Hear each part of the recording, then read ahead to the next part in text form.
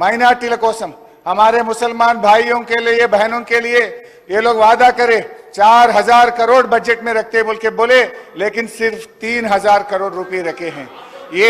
ये सरकार बड़े भाई के रास्ते में छोटे भाई चल रहा साहब।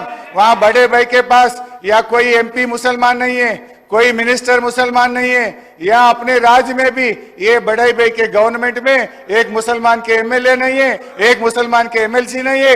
ये हुकूमत में कम से कम मुसलमानों को मिनिस्टर भी नहीं दिया है।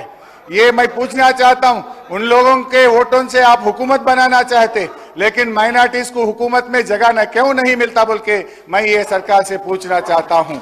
इमाम मौजम साहब लोगों को 10,000 रुपए देते बोले, अभी तक वो भी अमल नहीं हुआ। माइनॉरिटी सब प्लान के लिए 1000 करोड़ रुपए देते बोले, वो भी बजट में नहीं दिया हुआ है।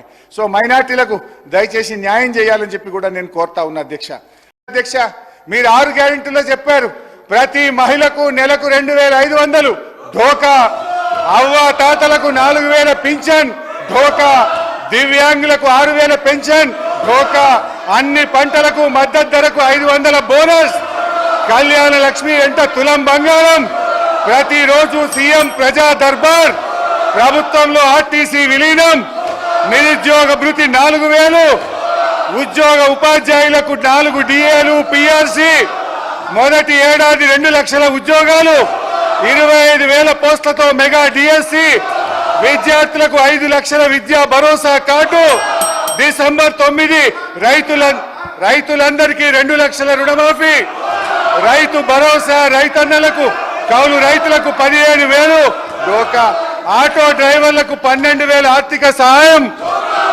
డోకా డోకా డోకా. కాంగ్రెస్ పార్టీయే ఒక పెద్ద డోకాగా మారింది అధ్యక్ష.